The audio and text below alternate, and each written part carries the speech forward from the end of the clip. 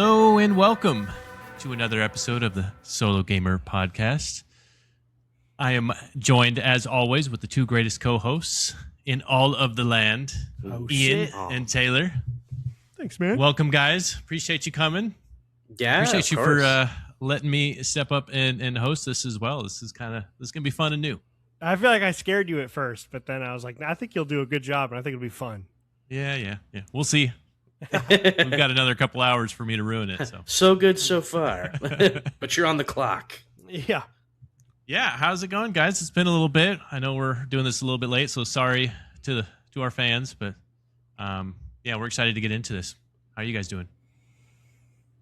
I'm doing good, man. Doing good. It's the weekend right now, and there's still some daylight out. I'm usually used to like it being dark outside when we're recording, so it's a switch up. But I've been having a pretty decent weekend so far. I've liked it. I got kind of like a little bit of a glare if I lean back a little too far, so yeah, it's a little bit different. Right. Yeah. Yeah, things are good, man. So to piggyback on what you were saying, definitely sorry for the late show. That is on me completely. I had a gig in Seattle on Wednesday night, and then we were there on Thursday. We drove back, got back at like 4 p.m., and I was just so tired. I don't know what it was. It's like the night before. I expended a lot maybe, and I was just like, I just didn't even feel human. I was just so exhausted. I ended up falling asleep, and then I woke up, and I was like, what the fuck is going on? Am I even a human? So I can't. I'm the one who canceled it, and we had to push it out to today. So yeah, I think he said something. I'll get it and posted like right after we're done. I think he said something along the lines of, "You guys suck, and our fans suck," and I'm kind of over it, to be honest. Yeah, that was. Yeah, I was, just kidding. I may have said that had I had to record. Well, as I'm sure you guys are aware, we are not having a numbered episode here because we've got another special experience point to endure, which would be the reason why I'm heading this thing, is because it is my choice. And first off, just want to say that thank you guys for letting me kind of tweak the rules a little bit and having you guys, switching it over to a show. It was really fun. It is game related, I know, but technically not really what we normally do. But I'm really excited that you guys got to watch it, and in fact, I watched a little bit of it with you, Ian. So I'm excited to kind of talk this over with you guys. I do want to start with just kind of a broad stroke of just overall general thoughts. I want to start with you, Taylor, on this because I know that you were the one to most recently finish watching it. Yeah. So let me get your emotions, your feelings, your thoughts on this. What do you think? Yeah. So I remember I had watched like 3 or 4 episodes into season 1, like right when it first came out, and it was kind of like one of those weird times where like you associate like a show with like a time period and like things going on right around then. Because I remember the year that it came out, I think was in 2021, I want to say, right? Like the show had come out, and we were like, me and like a group of friends were like renting a cabin in like northern Arizona, and it was kind of like one of those points in time where like you'd heard a lot of really positive buzz about it, and like you kind of associate it with like that like early pandemic period, or like even just like outside of the point where like things were starting to get kind of normal again. So that's when I remember when it came out, it was kind of one of those like first big shows that had kind of come on my radar at the time.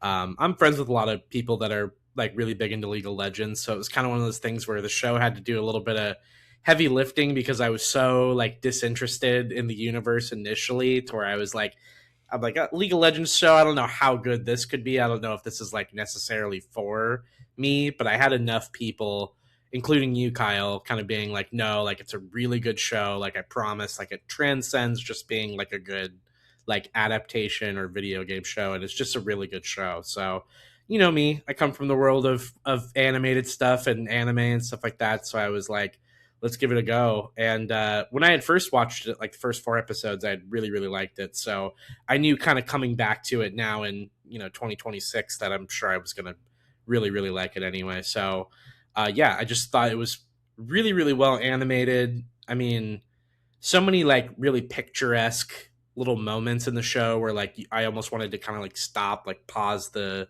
TV and be like, wow, just look at this for a second and like look how good this looks. And so many really good set pieces. And I thought there was a lot of really good world building as well. Like you really get to know Piltover and kind of like the surrounding areas, the underworld really well. So I feel like they did a good job kind of going into some of that and laying out the world for you where like I knew kind of where every scene was kind of taking place. Like I could kind of picture it in my mind of like if I had to, took like a cross section of the world, I could see like where some of these locations were at, like in relation to like where all the characters are. So it was awesome, man. I had a really good time with it. That's great, man. It's funny you mentioned, kind of taking a step back from watching it just because of the universe that it's about. Because surprisingly, even though this is based upon my favorite game of all time, it took me a long time.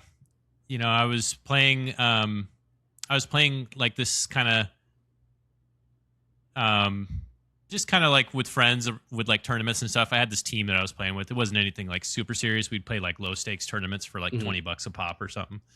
But they were all just for like about like a year after the show had come out. We're just like, dude, you've got to watch it. It's so good. And the whole time I'm just like, I mean, how good can this really be? Because there's not a lot of depth to the universe of League of Legends. The characters are cool, but nobody really talks about the story and their background and, right, and how they interact with each other. It's just not something we talk about. It's not something that we care about. It's just more about the mechanics and the gameplay, right?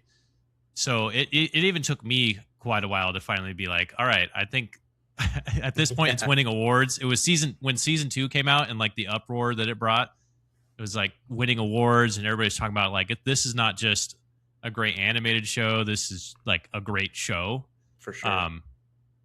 That's when I was like, all right, I guess I'll sit down and watch it. And boy, was I pretty upset with myself for taking that long. To be honest. Yeah, for sure. I mean, I'm upset with myself even now after waiting as long as I have. So, yeah. What about you, Ian? Man, how do you feel about it? Yeah, it's cool to hear everyone's different kind of entryway to this.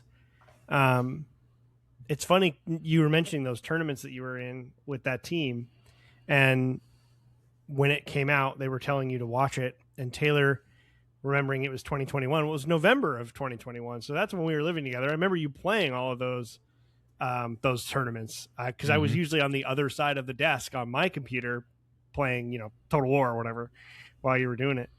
So it's just kind of funny to associate this show with that time period because I had never even crossed my mind. I didn't really know that much about it. So for me, I actually went in with relatively high standards because it had already been out for a while and I knew that it had been incredibly well received. Like I'd heard over and over from my phone addiction is not TikTok or social media. It's this, like, I have a Google phone, and so if you swipe to the right, like over, you just get like this. You get this just sort of like it's just news articles based on what you like.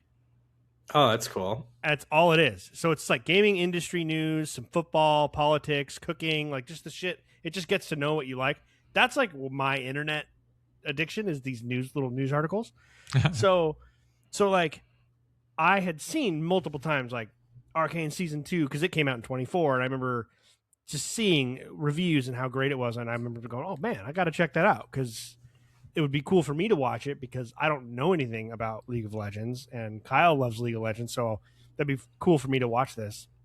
So I had relatively high standards going in, and I think it exceeded those in every possible way. It's one of the better shows I've watched in a really long time, actually, for so many reasons that I'm sure we'll get into.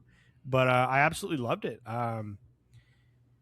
Before we started recording, we were just talking about Mortal Kombat and all the movies, the 90s movies, and the newest one that just came out in theater and the one in 2021, and how they're all they all vary a lot on quality, but they're all kind of dumb fun or whatever. And I feel like that could have been the same expectation because of the lack of story that's in League of Legends. The characters are there, and they have some of that's there. I'm sure people really like that stuff even before the show came out, but it was never set up this way.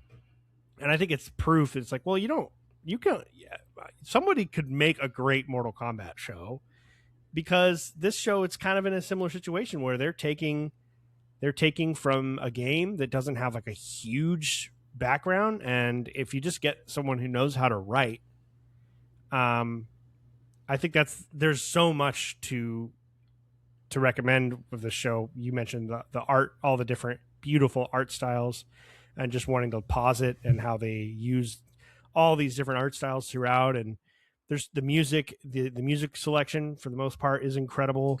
The voice performances are amazing, but I think ultimately all of that could have still been there, and the show could have still been mid if the writing sucked. But this show, they do the number one thing, man. Show don't tell. Mm-hmm. There's so little exposition in this show. There's hardly ever anyone being like, well, if you didn't know, 400 years ago, this happened, and then this happened, and then that happened, because this guy, here's a picture of him, did this. Here's a picture of this. That like that happens in a lot of these shows, especially with like, if you're adapting a game or a book or whatever. Like, there's a lot of people who are writing, and they're just assuming the audience is fucking stupid, and they just have to be fed with a little baby spoon. And I think this show just does such a great job. It's like, look, you're gonna figure this out. You're the first episode. You're gonna be watching this. You're not gonna know what the fuck is going on. You'll be okay. And then it's a risk, and it's worth it, and it's incredible. So I absolutely love it. Yeah, it's funny you mentioned the comp of kind of like similar expectations to Mortal Kombat, and I think that's kind of what made me hold back for a while. Is, making a League of Legends, show or movie or whatever you want to do is a lot like trying to do like an Avengers film or Mortal Kombat, where it's like you've got these really cool individual characters and personas, but there's not a whole lot of like, well, I guess I wouldn't even say, like, with Marvel, at least you do have quite a bit of background. But I guess it's closer to Mortal Kombat, right? And I think that's kind of what my expectations were. Is like, people are saying, "Oh, this is really great," but I was honestly just kind of like, "It's like, on what scale?" I think you're kind of hyping up League of Legends a little bit, and you're just like excited to see your favorite champions, Right. And there is some allure to that, right? I mean, that's part of what makes like Mortal Kombat movies so popular, or Marvel movies and stuff like that, is because at the end of the day, you really only have to have so good of a script. It's just really about the characters and being able to see them in action is what you're really excited about. So yeah, that was kind of my expectation. It was like, I'm sure it's probably decent, but I'll watch it because I want to see some of my favorite characters like in action and see how that looks, Yeah. Yeah, and just to speak on the characters a little bit too, I remember kind of one of the things I was really interested in seeing how they handled it was, I feel like this could have been a show where it could have easily been a little bit too much, like too many characters. I remember like distinctly having the thought, like, League of Legends has a pretty massive roster. I was like, is it just going to be like every character is somebody that's like associated with the game or like a champion? Like, is everybody playable in it, or is it kind of a thing where they'll pick and choose like a high quality, like 5 or 6 of them? And I think that question was answered for me, where I was like, which of these characters are and which characters of them aren't? Like, which of them are like made to kind of carry the shows, like the weight of the show's like story and world building, and then which ones are the actual champions? So I thought that their choice of champions to kind of showcase and give background and story on was very told with a deft hand. Like, they picked some good champions where I would have been like, wow, it's really interesting that they picked this person to kind of give some background on, and instead of just like flooding the zone with like a bunch of heroes or whatever that like don't really show up or make a big difference. I will say they at least have enough context and like background story provided. If you go through and select each character, there is a little bit of a story, like a paragraph or maybe 2 at most. And so you get to kind of understand like the regions that they're from. So that obviously we're watching Piltover during a certain time period, right? But there's Noxus, as we eventually learn, and there's other regions like there's Ionia and stuff like that. So it does have a little bit of for them to go off of, to be like, okay, it only makes sense that these characters are here because this is where they came from story wise. That's pretty much all they had to go off of, right? And I do want to talk about what's cool about having played the game for so long and then watching the show is like you're trying to I remember the first time I watched it, I was like trying to be like, is that who I think it is? Mm-hmm. Is that I can't tell. I can't put my finger on it. They do a good job of kind of hiding it because there are some really important characters in the show that are not champions in the game. And then there are some champions that are like obvious right off the bat. Like, I figured out who Vi was pretty early on, right? Sure. It's just like right in front of your face. And then there's other times where it's like it takes a little bit. They don't just come right out and be like, like I'm Vi, right. It's not super obvious. And you're like, well, that kind of seems like this champion that I know, but I'm not 100% sure yet. And for some of them, they just leave it open throughout the entire show. Like I'll get into it later, but there is a character that is, I'm like 99% sure is a champion in the game, but it's never discussed in the show, which is cool. Yeah. Yeah, that's the thing too, is it's a slow burn, like a lot of them don't really get their, don't become the character they're supposed to be until well into season 2, Right. Yeah. I'm glad you guys liked it. I remember I was a little bit nervous when I was recommending it because it had been a while since I had watched it. And I'm like, am I just going off of a feeling of what I remember the show was like? And then right. This turns out to be a good but not great show, I was a little nervous about that. But then as I was watching this sucks dick. Yeah. But then as I'm watching it, I was like, all right, no, I was pretty spot on. This was awesome. Yeah. What an experience. I think that you don't have to have played the game at all. But it was kind of a cool experience to be able to, especially around season 2 is when I watched it the first time. And I watched both of them back to back, and then they had come out with a lot of new skins for the game. So it was really cool to be playing the game and then being able to play with those skins from the show. And it adds a lot more to it that I didn't realize. It was, I was having a lot of fun with the game now that I knew where some of the characters actually came from. And obviously now that this is obviously canon for these characters, right? Mm-hmm. They didn't really have that much of a story before, but yeah, what an incredible experience. The one thing that I really took away from it that early on in season 1, it sets the tone that this is not your average animated show. This is going to be very mature and kind of gritty. It's just open prostitution and drugs and, violence to the death and stuff like that. It makes it very obvious that these guys are not messing around. Cause sometimes you've got that doesn't make or break a show, because you can just have something that's really gritty and not have a good story. But I really appreciated it because it made me take it more seriously and be a little bit more emotionally invested with the characters. For sure. And it's not something that I expected, because League of Legends is not really none of the characters have any lines in the game where they cuss or anything like that, right? So it's it's not what I was expecting at all. I was expecting a little bit of a PG-13 type thing going on, Sure. Yeah, I can see that.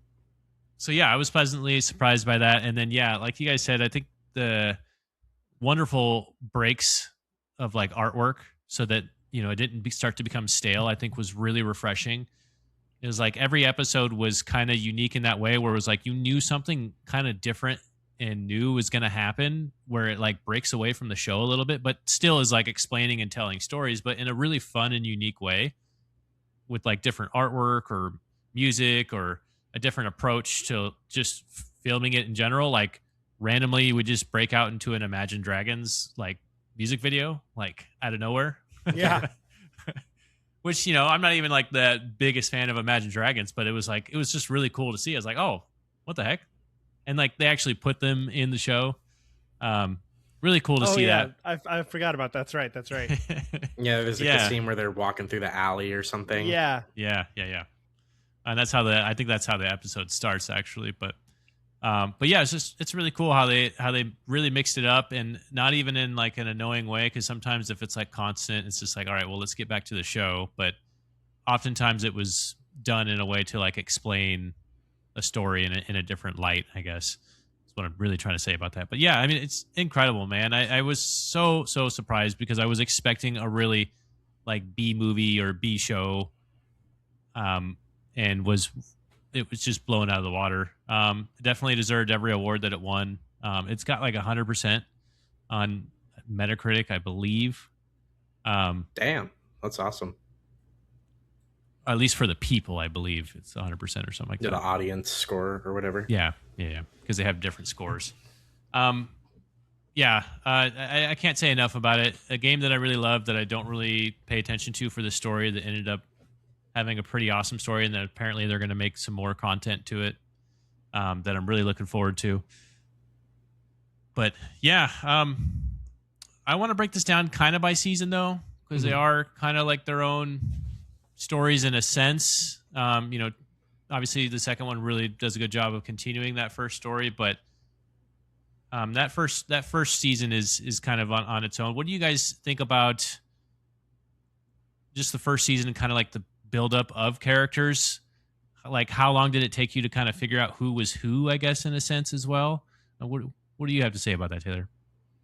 Yeah, I thought the show started off it was definitely a slow burn. I can remember thinking like the several first couple episodes are laying a lot of the groundwork for a lot of the characters. So I know initially, right, a lot of season one is kind of centered around Vi and Jinx and kind of like their dynamic and their family kind of growing up in the underground and seeing some of their friends and stuff like that. So I remember having the thought that like, oh, okay, they're starting us off like kind of when they're children and sort of like going through like time skips as the years go on. Like they'll have significant kind of events happen to them that'll kind of shape who they become towards the end. And I think if there was only one critique I would have had of the first season is that it does feel like it moves slower than I was expecting to.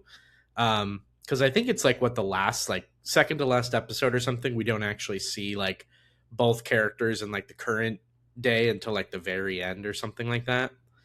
Um, so I remember thinking like, okay, I'm kind of ready for it to get to the current day, but I think like a lot of that groundwork laying was really important, especially for season two, as we get into kind of like Vi and Jinx's conflict and sort of how they sort of handled their dynamics kind of moving into the second season. But I thought the first season was good, established a lot of characters that I really, really liked and kind of their stories and sort of how they interplayed together.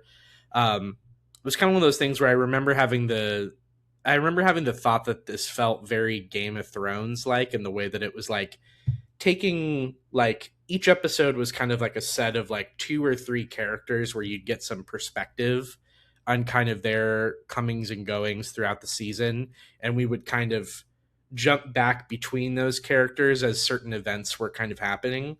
I think in the second season that they do that a little bit more, but in the first season I remember kind of setting that up where it was like, okay, we're having a Vi chapter, okay, we're having a Jinx chapter, we're having a Victor chapter, or whatever the case is, right? So I like that they were able to kind of do that because especially in a show where you have so many characters that you have to spend time with, it can feel a little jarring to kind of hop back and forth between locations and perspectives and get them mixed up. And so I feel like season one does a really good job of laying that foundation and then having all of those stories kind of culminate to where we can have like a lot of shared story time between the both of them as the season ends and going into season two. So yeah, really, really good things to say about it. A slow burn, but I think worth it once you get to the payoff at the end of season one. Yeah, definitely. It does take a little bit, and I'll be honest. The first time I tried watching the first season, I never really got through that first episode. It took me a while, and I ended up stepping away from it. And then later on, when the second season came out, is when I went back and got through it because I just remember just getting pretty bored of the first episode. That's definitely a critique of mine that I had. Um, it just felt like it just wasn't moving fast enough. But yeah, I mean, looking back on it, obviously it's very important to go through that story to understand, the origins of Vi and Powder at the time. Um, so yeah, I don't know. I thought it was a little bit slow for my taste as well. What did you think about dichotomy between Jason and Victor in the beginning, Taylor? Oh, sorry, I had to step away for a second. Oh, you're good. You're good. I run by the question one more time. Oh, I was just asking about Jason Victor as well, because that's quite a bit. It's pretty much just Vi and Jinx and then Jason Victor in the beginning. Well, then I guess you could say with Zahn, you've got Silco and what's his Vander. Vander, yep. Those are like the three main storylines of that first season. Yeah, no, I thought it was really good. It was interesting to see kind of like Victor and Jace kind of like starting out in their humble beginnings, kind of as like inventors. And interesting to see kind of like the cautionary tale that Heimerdinger is kind of like weaving this web of like, I've lived for a really long time, kind of like I've seen the effects that magic has on like different societies, and like this is not good. Like where you're taking your studies or your like scholastic journey into like trying to figure out magic is not like a worthwhile pursuit. And it was an interesting story of them kind of coming up together as like best friends or like pseudo kind of brother figures, trying to like figure out how to invent magic and sort of bring that to the world. And they involve like the hex gates and stuff like that. I thought was really interesting too. So Victor ends up becoming like one of my favorite characters from the whole show. So it was really cool to see his beginnings. And I had a friend of mine who was kind of like watching the show with me like every once in a while, who would like give me some little inklings as to like Victor's character and like League of Legends and like how he plays and stuff like that too. So I was kind of expecting, I was like, oh, this guy's going to be like an important character. Like I don't know much about them, but I know that they're going to have a really interesting arc. And so like, lo and behold, that they have one of the most interesting arcs of the whole show. So I was excited. Yeah. They also made Victor an absolute pain in the ass in the game for a long time after the show came out. That's what I heard. By the way. Yes. He was so strong for an obvious reason. Which is everybody was okay with. It's like, we get why you're doing it. And he kind of needs to be pretty strong right now. It just makes sense. Yeah. But yeah, what do you think, Ian? What's your thoughts of that first season? How it progressed, characters, all that? Yeah, I remember, Taylor, you mentioned kind of making a comparison to Game of Thrones, and forgetting the final seasons of that show. When that show was at its zenith, right, season 4 going into 5. Mm-hmm. People talked, everyone loved it. It was so great. And people forgot that there was sort of a lot of folks who didn't get into Game of Thrones until later because they were bored at the beginning. And I feel like that show, as well as a few others, have just taught me over time. Like, I don't know. I don't need to be injected with nitro like the second I start watching something to be into it. Like I love story. I love history. I love background. I love context. I like feeling in that first scene with tiny little Vi and Powder, and the city is on fire, and there's clearly been like some kind of conflict or battle or slaughter. You can't really tell, but it leaves so much to you. And that's what I love about the first season, is like the people who are writing this show understand restraint. Like, you don't have to just blow your load like immediately. Like, look, pretty colors. Bah! Like, just fucking relax. Like, this is we actually want to tell a story, and Mm-hmm. Yeah. And I appreciate the respect it has for an audience to not need that like immediately upon starting. And I didn't know what was going on, but it was interesting. The art it was this the other stuff that got me wanting to know more. It was like, because you don't know the characters yet, but it looked really cool, and the intro was really interesting, and what kind of not understanding what was happening. I wanted to know what was going to go on, and the funny thing, I think maybe the first couple of episodes, maybe the only, I wouldn't even call it negative thing, but something that may have kept me at bay if I was just watching this of my own accord, is that Vi and their like little friends Clagger and what's the other guy's name? I can't remember their little, like the little friends, little gang. Milo's his name. Like they're kind of kiddie, but they're young kids, right? They're like young teens. But I could have maybe thought, oh, like is this going to be kind of the feel and just these happy kids just giving each other shit and like talking crap? But then it keeps going, and the scale of this show with the way they use time, I think for me, I was interested for the first 2 episodes, and then with episode 3, what happens there with Powder, blowing everybody up, and she basically kills a bunch of the characters. I think that's where it went from like, oh, okay, this is a legit show that's going to do some stuff. Like all the characters are at risk. That was total. I was not expecting anything like this to happen whatsoever. My whole framework for what this show is and will be and can be has now changed, right? Because it's like, and then the next episode 4, is way down, is much further. There's a big time jump, and they never have to say 14 years later. Right. Yeah. They just assume you're going to get it.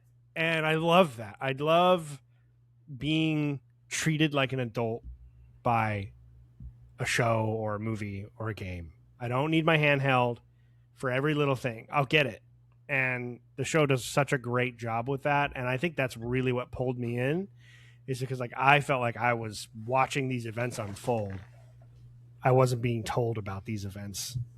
Yeah, it is a bit of a dance, right? Like trying to figure out how it's can hard. we make this to where we're not holding their hand, but we're also not just leaving them out there in the dark, you know? Yeah. Yeah. But sometimes all good things. I mean, the first couple episodes of Game of Thrones season 1 are not super exciting. They're also political and dialogue heavy, and lots of names and places. And yeah. That's what I was gonna say. It's like it's really confusing to start out. I remember that, but it's okay. Like it doesn't. You don't have to start with a specific way. And like I feel like so many movies nowadays and shows, they're like, and we've heard these rumors about, not even rumors, just like confirmed. There's writers, Netflix show writers are being told, hey, you need to write the plot into the show multiple times. You need to get it through dialogue, because we're basically writing shows for people who are on their phones and only half watching. Right.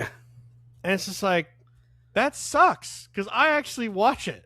Right. And I see some of these shows and I was like, this is so bad. Like, why are we, what is this dialogue? It's like, it just takes you out of it. So I really respect the show for that.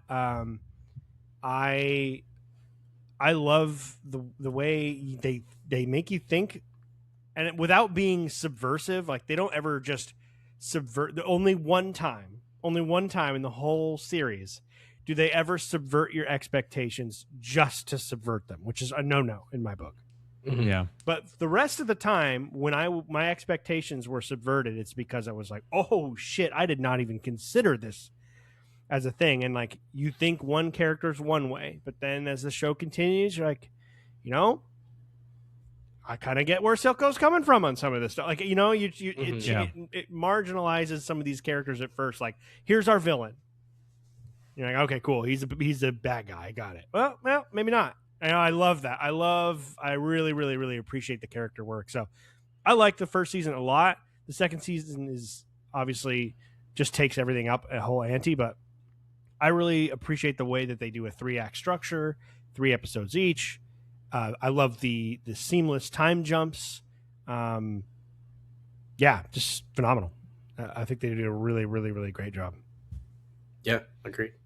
Yeah, I really love the the relationship between Vi and Powder in those early, first 3 episodes. Although they do test my patience a little bit with the, having the children involved so much as main characters, right? But it is, I was worried about that too. I remember because I didn't have any context. Nobody spoiled anything for me when I first watched it as well. So had that been the whole show, right? Yeah, I'd have been like, I'm out. Yeah.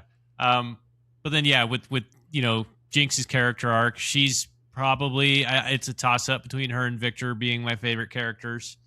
But I would probably say Jinx actually, just because she's so much more of a complex character. Mm-hmm. And so unique in that way. Obviously she's dealing with some form of PTSD, like schizophrenia thing going on.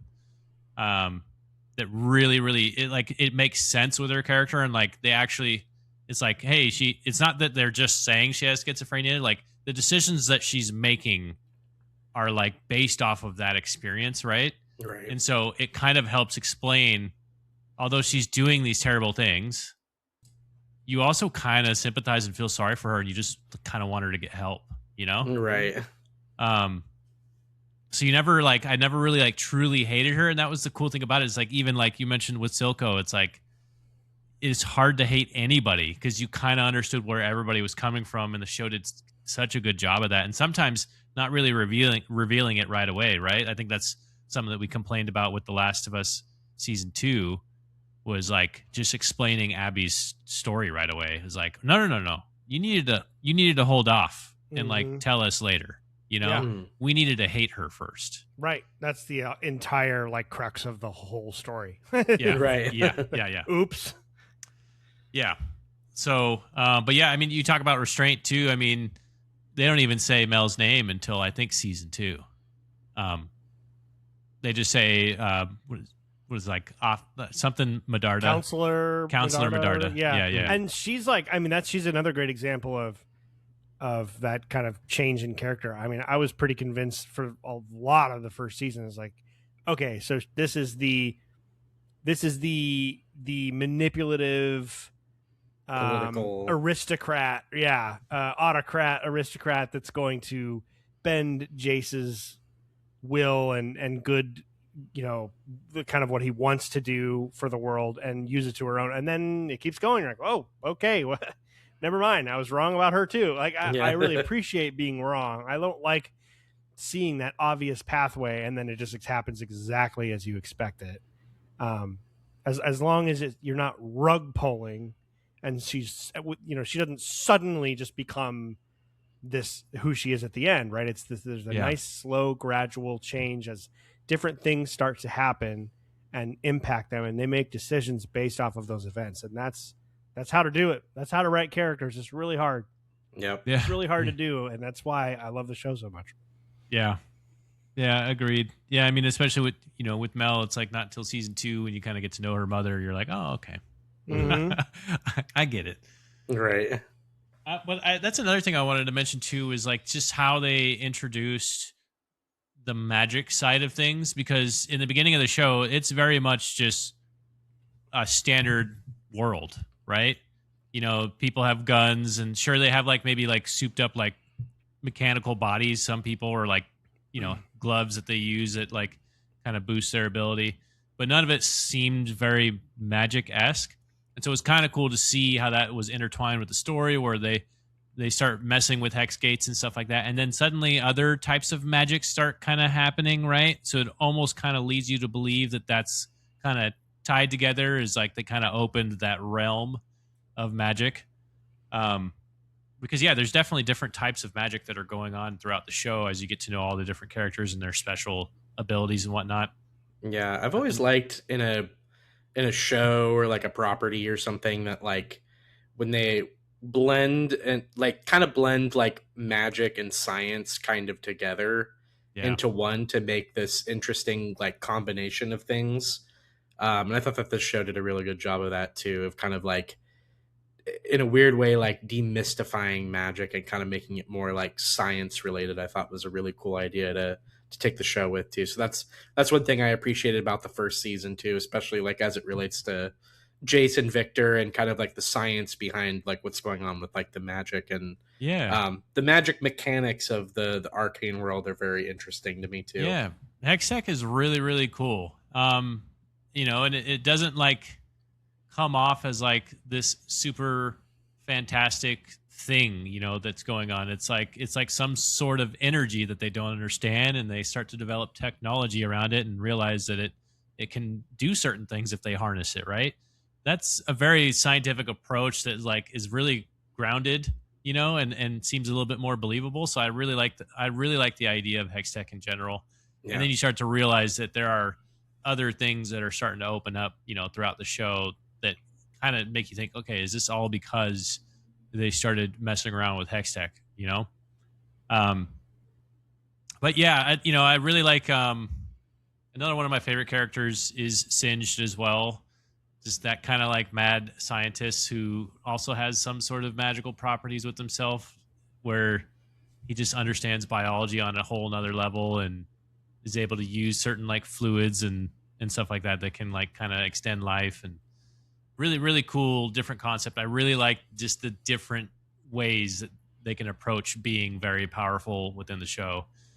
But yeah, season 1 is definitely a little bit of a slow burner, but again, I'm kind of like with you, Ian, that I kind of do enjoy it at the same time. I caught myself getting bored a couple times through the first 3 episodes, but I mean, that is kind of like the name of the game. You're just trying to learn everything, right? So they do a good job of that. Mm-hmm. And I think it's incredibly, those first 3 episodes are incredibly necessary to have the relationship that you have with Jinx and Vi later on. Yeah, for sure. Absolutely. Yeah. But yeah, you said it yourself, Ian. Season 2 somehow takes that and jumps it up a notch.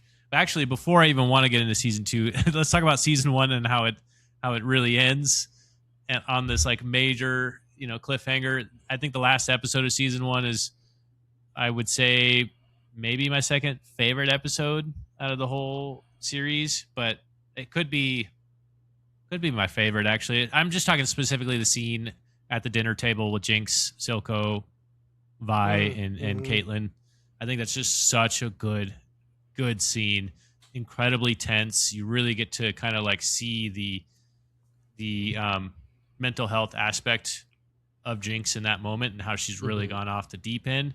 She scares the shit out of you, but then you're like also like still just want her to get help, you know, because they do a good job with Jinx where it's like she's this really badass, strong character and comes off as like a very threatening person, somebody you would be absolutely terrified of and can't really predict like her moves.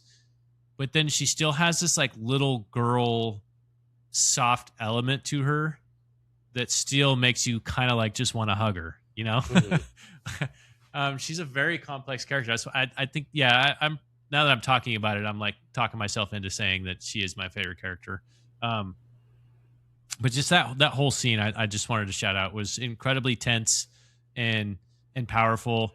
A lot of things happen at the end of it. I don't want to spoil it for anybody, but well, we can spoil it, man. Yeah, experience point. Full spoilage.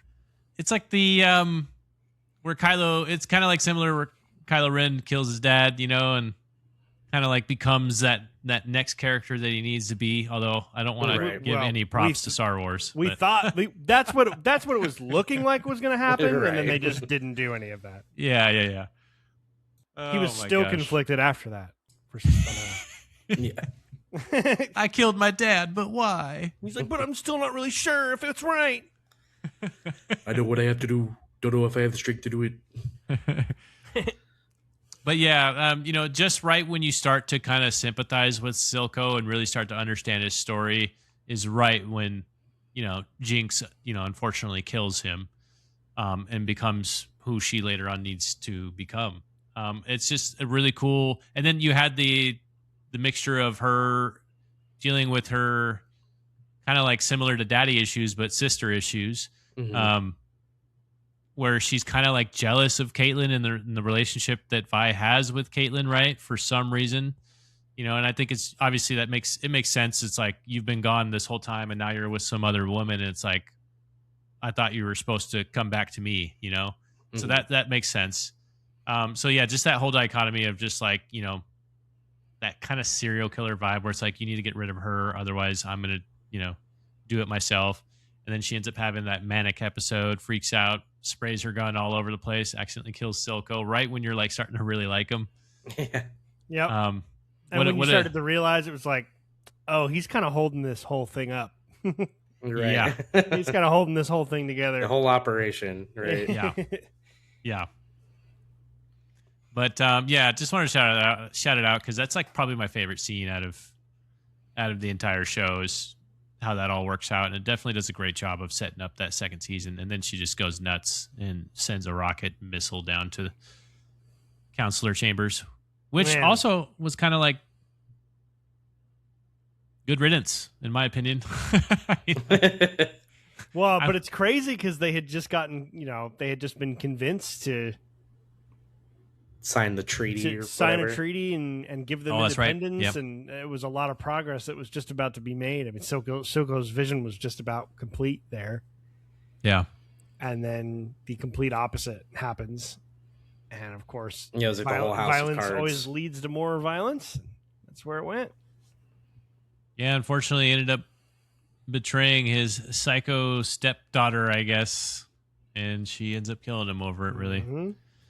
But, I was gonna say to mention I in the first season I like wasn't really sold on Jinx. I was actually thinking she might have been like one of my least favorite characters, just because like that character archetype of like the crazy like Joker-esque like thing that she has going on kind of like annoys me for the most part.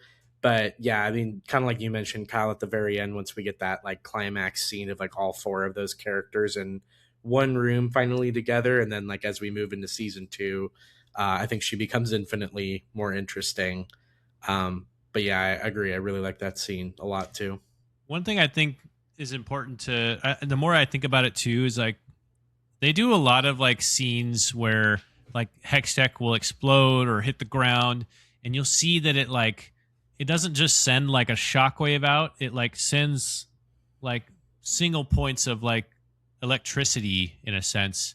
And the way that they like connect to people and things and objects, it almost makes it look like it's like organically interacting with things. And so it makes you wonder if the mental health issues is a side effect of some sort of connection that she has with the Hextech, right? That's what it seems like to me, is like all of that started happening after the accident where she accidentally killed everybody, but she was also kind of in the explosion, right? Yeah. It's a good point. Yeah. So, and I think it kind of affected everybody differently, and she unfortunately got the crazy cuckoos from it. So, yeah. Well, along with basically murdering her family on accident. Yeah. That will do it too. I think I guess that's kind of like maybe the combination of both is what could lead to something like that. Because it definitely felt like there was something magical happening with her, where it was like she was seeing different colors and stuff like that. So, but yeah, really great season. And somehow the second season takes it up to a whole nother notch, and starting it off right off the bat with the whole council being blown up, except for maybe a couple. And this is where you first get introduced to the fact that Counselor Medarda might be a bad bitch. Yep, definitely. That's definitely a thing. Yeah. What did you guys think about season 2? We'll start with Ian here. Season 2, man. I like that they figure out kind of a way they want to structure these seasons. I mean, they only do the 2, of course. But they structure the seasons in a way where it's 3 to 4 episodes per timeline. And then that 3rd or 4th episode has a huge moment that's going to, and it almost feels like another season, like it's kind of seasons within seasons. Mm-hmm. The first one was like that, and the second one is even more so like that. The introduction of Ambessa is a huge piece of season 2 that you just could not have seen that coming, and what that does and what she brings with her, and the Black Rose, and like there's so much more introduced to what Taylor had mentioned earlier. The show does a really good job of world building. It's like when new things are introduced, they don't feel new or manufactured to be a device for the plot. They just feel like the story is evolving, and you're like, oh wow, there's this whole other, it kind of opens up a little bit. And I think it makes the world a little bigger. And you learn more about other places and what things are like, and you start getting flashbacks and just how these people and different places are connected, and that people look at Piltover as sort of a backwater, and that there's wars happening elsewhere, and Piltover is sort of this peaceful place of science and reason. And I don't know, it's just kind of cool to just see a little bit more of the world. And then obviously the conflict itself, as the Arcane begins to become more and more unleashed, and through Victor, and just like the way that everyone's trying to use this to their own advantage. And I don't know, it just, I think it does a really good job of upping the ante without ever having to make something up or like force anything. Everything feels like the natural next step, but not in a predictable way. Like they just balance that really well. God, I mean, the way they bring back, I can't remember that. What's the doctor's name? Kind of the evil doctor that was Singed. Singed, right? Oh, Yeah, Singed. Singed. That's right. Yeah. His role as he continues through the show and becomes more and more prominent is really interesting. It's funny how he kind of keeps stepping in shit, and like every time though somebody finds use in him, because at the end of the day he's pretty intelligent, and he knows quite a bit of stuff about things that nobody else knows. Yeah, he's kind of behind everything, honestly. I mean, he's creates Shimmer in the very beginning. Like, I didn't even really realize until I watched some of the first season again when Alicia was watching it, and I was like, oh, that's right. I forgot he was the one in the background making Shimmer with Silco. And then of course you meet him again, and then obviously with Vander, and that huge reveal. It's cool. It's just like by the end of it, you're within the last episode or two, you just have no idea how this is going to go, and it could very well. I wouldn't have been surprised if it had all ended incredibly poorly. The show felt like nothing was off limits. And I couldn't wait to see at the very end. I love that. Then it starts getting into like the interdimensional stuff, and they just cool. Add more and more, and all these things that they're adding could have been horrible, like Albatross, that the writers have to contend with after they introduce it. But they do a good job of knowing how to use all of these different things in ways that are novel and interesting, and without overdoing it or making anything cheap-skated or anything like that. I was really impressed with the writing and the plot and how everything progresses and how fucking dark this season gets, and remains unpredictable. And yeah, loved it. I really only have one negative thing to say, and it's at the very end of the show. So we can hold off. We can hold off on that. But other than that, I think it was brilliant. Loved the second season. Yeah, it was really cool to see the what goes on with Vander, and him being transformed into this super beast, and how that kind of develops. That was later crazy on. too. Yeah, I remember I was like, we were texting back and forth about like that reveal in that moment, and I was like, I remember I got to that episode and I was like, oh, I can't wait to see what the reveal is, and then I kind of like forgot about it as the episode was going on, and then it hits you like right at the end that he's like the beast thing that was transformed into that weird beast thing, and I was like, oh my god, that's crazy. Mm-hmm. Yeah, that scene in episode 4 in the prison with Jinx and Vander, and you just got the heavy metal like Doom vibes going on, and they're just duking it out for a while. Really, really cool scene. I had a lot of fun with that one, and yeah, I mean, You said it well there, Ian. There's a lot of introduction to a lot of different things going on all at once. It does, like you said, Taylor, have that Game of Thrones vibes to it. And sometimes I feel like you can kind of overdo it where you're like introducing so many different characters and like different, realms of magic and like so many different powers. And it's like hard to make sense of it. It's like, okay, well, hang on a second. Like, how is this relevant to the story? And it all generally has a purpose and ties back together. I mean, even something as simple as Mbessa's right hand man, I forget his name. He has those like The green bearded guy. stones that he keeps using and putting in the fire all the time. And they have this weird magic element, but it's never talked about, right? Throughout the entire show, it all the way through to the end of the show. Nothing about it is talked about, like what the stones are. Nobody mentions and is like, hey, what are those all about? It's like it's just a well kept secret, which I love. But you all just understand that it has some sort of magical property and it seems to react to heat, right? Just stuff like that, where it's kind of like, what's the purpose of that? And then later on, you find out that it ends up saving Mbessa's life, and it seems to be It's kind like of a ward magically for resistant. magic. Yeah. Yeah, yeah. Mhm. Really cool how they intertwined that. So it's just everything has like a reaction to everything else, and it's got a purpose within that world. You mentioned the Black Rose. I mean, getting introduced to that had a very big purpose later on, and it helped build a lot of context for Mel. It's not just random magic and random cool shit for you to look at and be like, wow, Right. they're really powerful, you know? Right. It's not a MacGuffin. Yeah. Yeah. So what did you think about season 2 there, Taylor?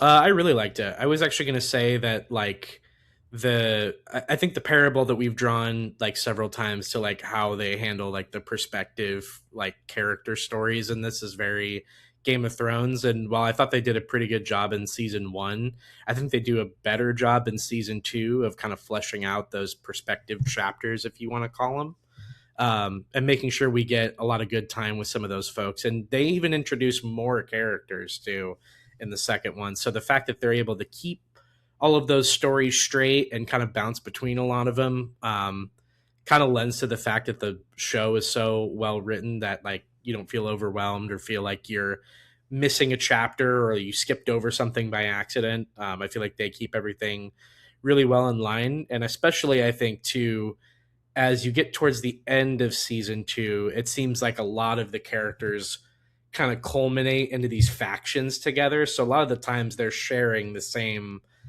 perspective chapters. What would be, just a, singed chapter or whatever in the first season turns into like singed / Mbessa / Caitlyn at one point in time. So I really like that they balanced those out. Another thing I really liked about the show too, and this actually probably counts a little bit more in the first season rather than like the second season, but I think they do a little bit of it in the second season too, is I've always liked in the show like the mentor mentee kind of relationship, and it seems like there's a lot of those in this particular show. Like you have one character who's like the wizened teacher, and there's like a student that kind of learns from them, and sometimes like characters will have like multiple teachers that they'll kind of learn from as the season goes on. So I've always liked that dynamic. You have like in the first season, Silco is kind of like the father figure / mentor to like Jinx, and then there's one point in time where like in the second season, like Caitlyn is like with Mbessa and like vice versa. So there's a lot of really cool like changing of allegiances, but also like mentor mentee relationships that I think are a kind of a central theme throughout the show in general. And I really enjoyed seeing some of that in the second season. So I think it's really, really well done. It was definitely my favorite season. I kind of love when things kind of come to a head in the story and like we start getting to like the real rising action of stuff that's going on. So Yeah, true climax is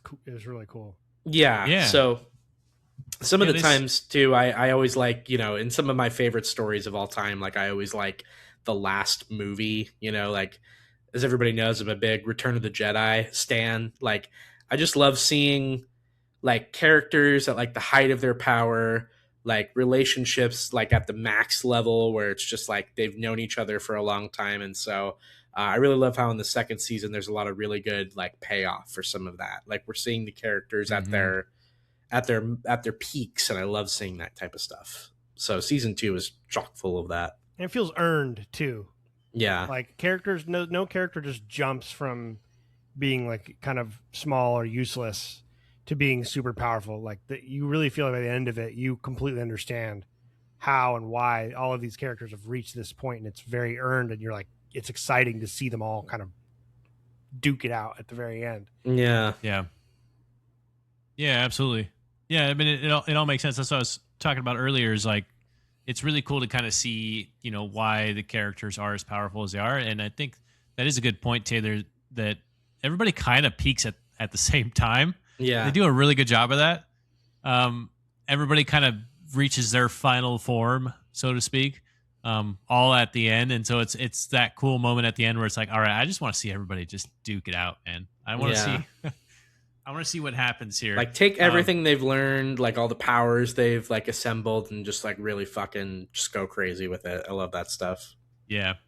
And although I'm not a big fan of the character's personality, I just, Ambessa is not only a major problem in, she's she's awesome. I love that there's that one scene. I don't know why I really liked it, but I just thought it was funny because I think it flips the like warlord thing like on its head a little bit, that she's got these like male concubines, like they're like washing her at the bathhouse or whatever. It was just really interesting. Yeah, man, she doesn't mess around. Dude, she makes me want to make if Elder Scrolls 6 takes place in Hammerfell, like I'm definitely gonna make an Ambessa inspired Redguard female warrior. Like, ooh, 6'5" or something. Yeah, dude. Yeah, I think that would be really cool. That would be. Yeah, and she's also a complicated character as well, right? I mean, in the conversations that she has with Mel, you get to see those brief moments of vulnerability. Like occasionally, like when Mel mentions her brother, and starts to kind of confront her about what she learns about him, she actually sheds a tear real quick, but then also slaps the shit out of her. She's this very complex character where she's just hard as a rock, but then has those moments where she is a mother and she does love them, and although she's going about it a horrible way. You're right. And I was gonna say, she's not only a major problem in the show, but she's a major problem in the game. She is a very tough champion to play against and to play as. So it's just really cool to see her step into that universe and really assert her dominance, because she really is.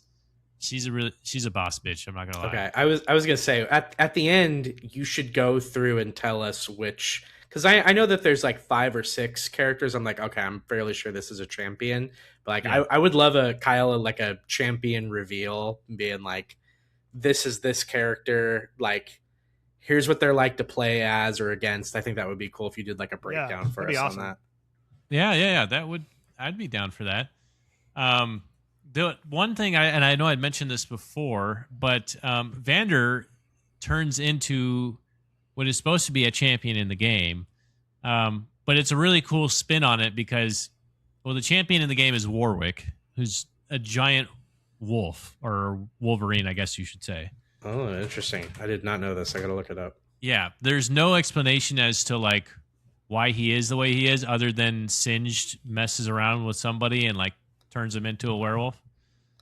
So they got that. Yeah, I could see. They got that story right, but I thought it was just really cool how they brought Vander, to be that character and created that complex relationship between him, Vi, and Jinx there. Really cool. But I was surprised that they never at any point ever said that he was Warwick, because he's that's Warwick. Like, there's no doubt about it. For sure. Like looking at like the character, like design, I could see it. It's definitely like the little steam thing that comes out of his back there. Yeah, Arcane definitely makes him more like less stereotypical werewolf, but like you can definitely see the DNA there. Yeah. Made by Singe. Singe is, you'll learn, is kind of the mad scientist behind every ugly creature in League of Legends. That's awesome. He's a really cool character. He doesn't even necessarily have superpowers, other than the fact that he can create crazy potions that make him superhuman. That's like his whole that's his whole character is he runs around and poisons people, and then he'll take a super elixir that makes him like twice as strong for like 30 seconds or so. He's a pretty cool character. He's like Nitrous Brio from Crash Bandicoot. Yeah. Jinx is pretty accurate. Everything you see in the show, that's what she's like in the game. Although in the show they actually showed her to be a little bit more of a melee specialist as well. She kind of fights with her sister Vi quite a bit. In the game, she would be dead if she got in a melee fight with Vi. And then they got Vi done correctly. They got Jace done correctly. Everything you see in the show is exactly how they play in the game. Very cool that they got both of those pretty spot on. Even had moments of like showing their special abilities, like when Jace charges up and shoots the giant, Hextech ball out of there. He does have like two different forms of shooting essentially, and one of them is kind of like a mediocre one, and then the other one is like he like puts it through this like gate and makes it like a super mega bomb essentially, which he does do in the show when he tries to kill Victor. And then Victor, is pretty spot on having that. It was kind of cool to see his like 3 stages, right? His like first was like his human form. Second, he's like halfway there. And the Messiah. Mm-hmm. Yeah. God, I love that character. I think he's so cool. He is a problem in the game, that's for sure. I love that one of my favorite things about him is I just love that he like contracts that like disease or whatever, and he's kind of like dying. And so when you finally get to the point where like he's kind of like at an apex with like his desperation because he like wants to live and he wants to continue his work and his research, that the fact that he just turns into a fucking robot like god basically, I just think it's so cool. It is awesome. Yeah, I love the way he looks. And this is why I thought it was cool about the whole Echo and Heimerdinger and Jace. Really, they all get caught within the Hextech in the second season, and then they all get transported into like an alternate universe.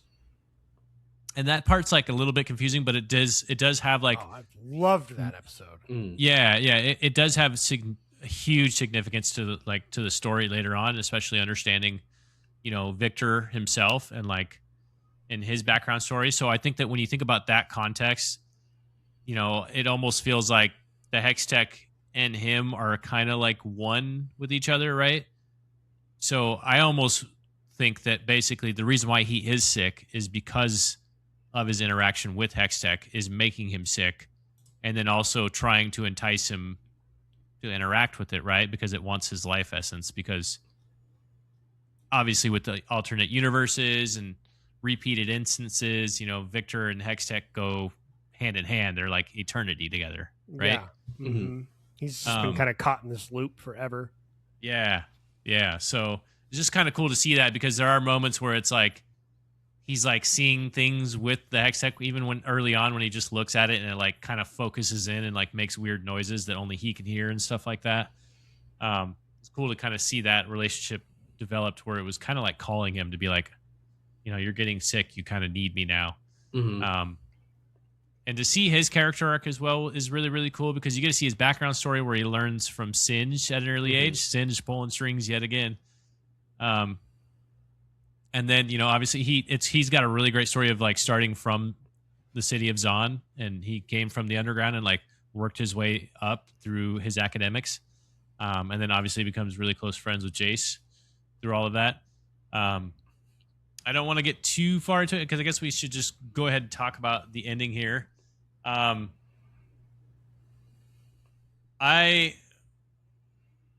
was thoroughly impressed by this, because I think it's really hard to have so many moving pieces and to have them all tied up and connected, and like we were talking about before, Taylor, and have them hit their peak power-wise, story-wise, all at the same time and coming to a head to where everything felt like high stakes by the last episode. And it's like, all right, everything's going to fall apart, or, victory's going to happen here. Like there's going to be a grand battle that you know of. Mm-hmm. And sometimes especially now that we've made a lot of ties to Game of Thrones. I think a lot of us now are like, I hope you don't fuck this up, you know? Mhm. Right. Like, because, It's you know, easy here to comes the do. grand finale. It is. And, you know, Very. to be fair, I think sometimes it can be kind of difficult because I'd imagine as a writer, you're probably pretty anxious, right? And a little bit worried about Well, how do I make this, because the whole show has been pretty epic and we've been hitting the whole time.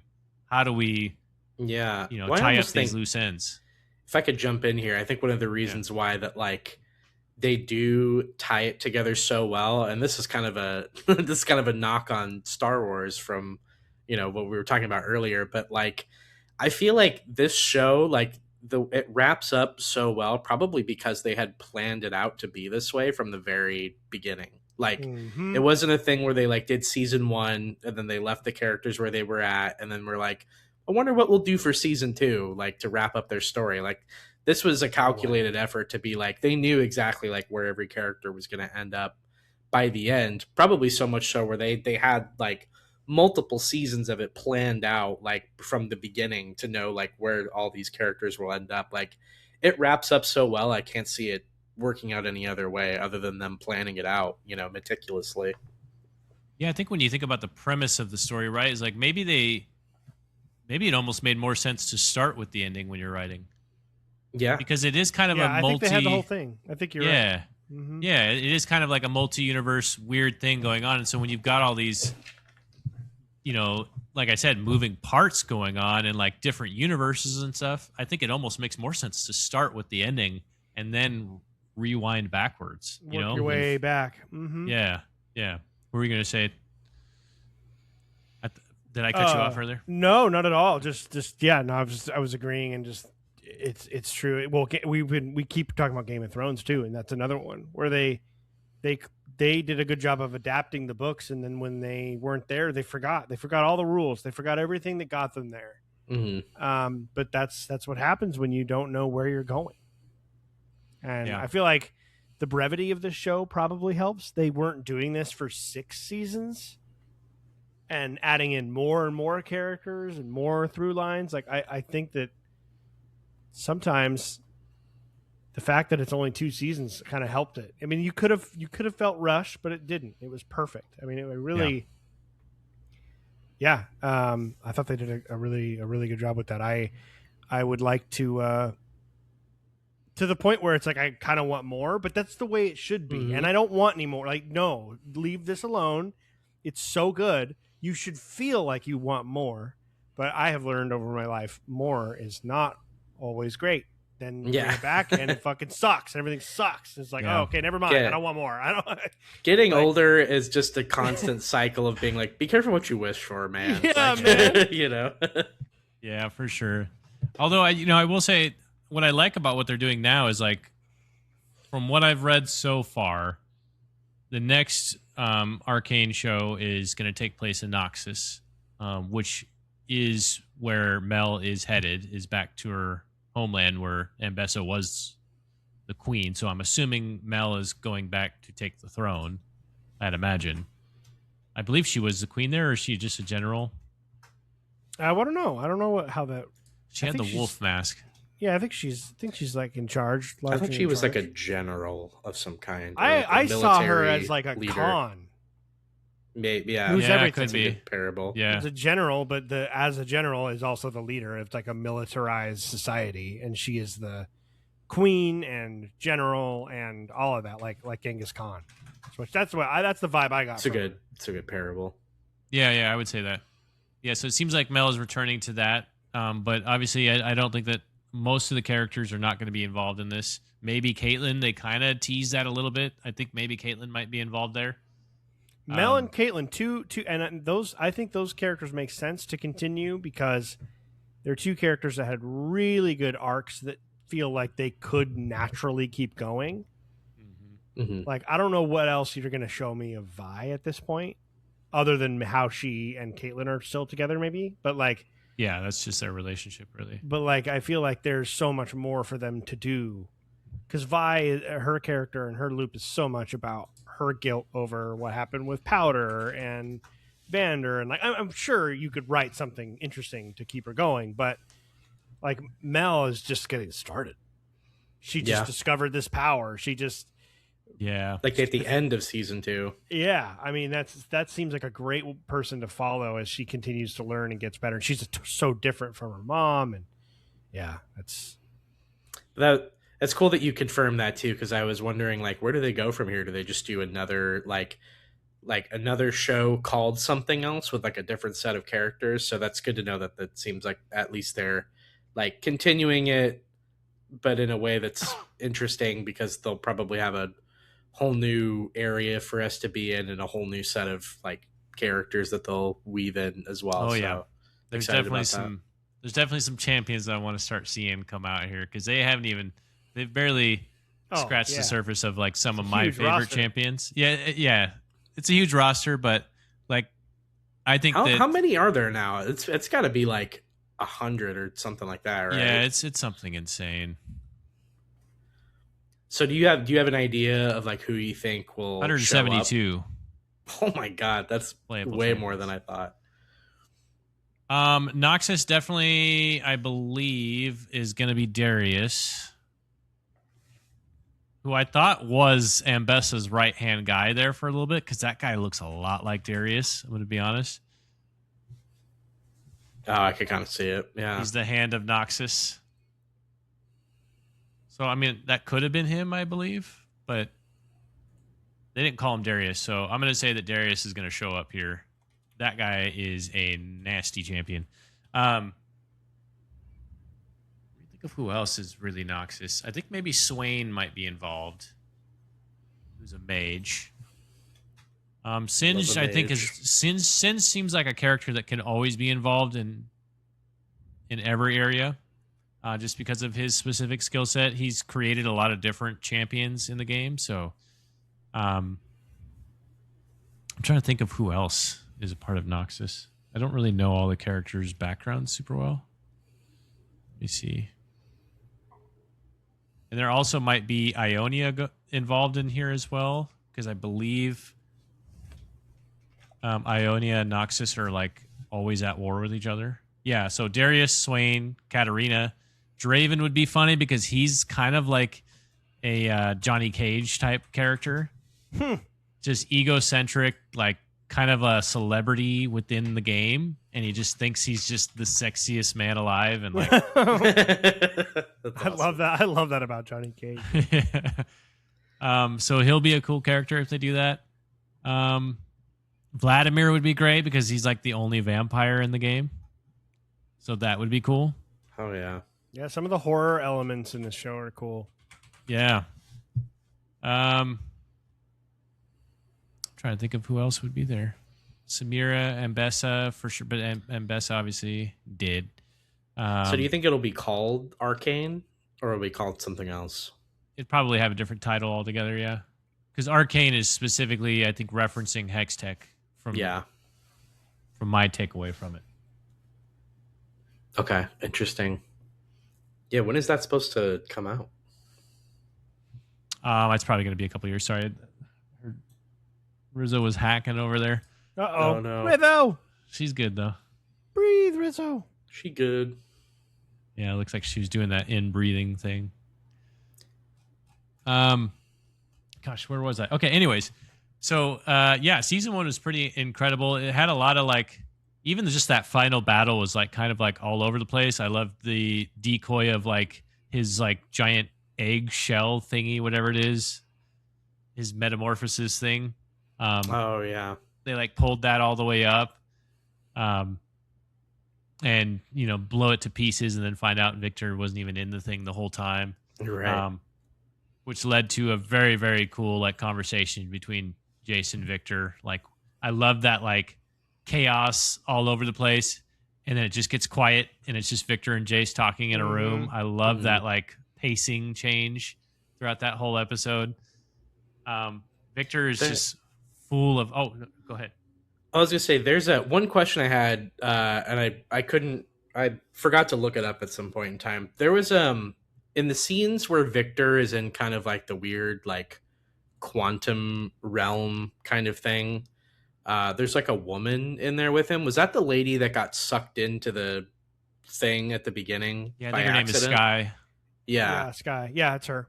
Okay. I was like, 'cause there were a couple times where I was watching. I was like, who is this lady? Like, what happened here? She was the assistant that had the hots for him. That's right. I do remember that. Yeah. Yeah, I don't know if it's. And I never knew. I don't. We don't even need to know necessarily. I wasn't sure if it's like actually her and she's in there because she got disintegrated by it, Mm-hmm. or if she's more part of his world and he's kind of envisioning her because he's been talking about her. It could go either way, and it doesn't really matter. That's a good point. They both make sense. I think. Yeah, But, especially it's cool when she you was think there. about the context of what Hex Tech does, right? Like, and has this access, like basically instantaneously to all the different alternate universes, right? It does make you wonder. It's like, is Sky just a character who is within the Hex Tech and has been there for eternity with Victor, right? Yeah.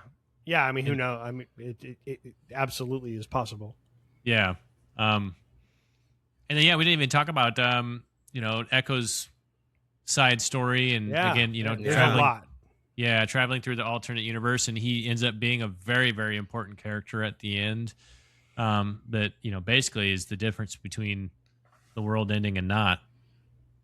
I really, really love the scene you mentioned, Taylor, about Jace trying to climb out of that tunnel and then finding that he's in an alternate universe where everything did actually end. Yeah. And you see the kind of grown over, desolate land where there's just like a bunch of, post-apocalypse. Yeah. There's like Looks these husks of like mushroom, really colorful, like flowered, like mushroom people, like husks of them left over. It's very interesting looking. Yeah. And it was just cool to see how at the end it kind of like ties everything together. From the very, beginning of the show of watching Jace's backstory when he was a little kid. And it's just really cool to see how Victor was the same guy in that like hood with the staff that you'd never really got to see. And the whole time was just kind of following Jace along in this alternate universe. And just trying to like nudge him along in the right direction to finally like stop himself. It like begs the question though of like, who is, so I guess Victor just has like a million different forms within himself, I'd imagine. Right. Yeah. Mm-hmm.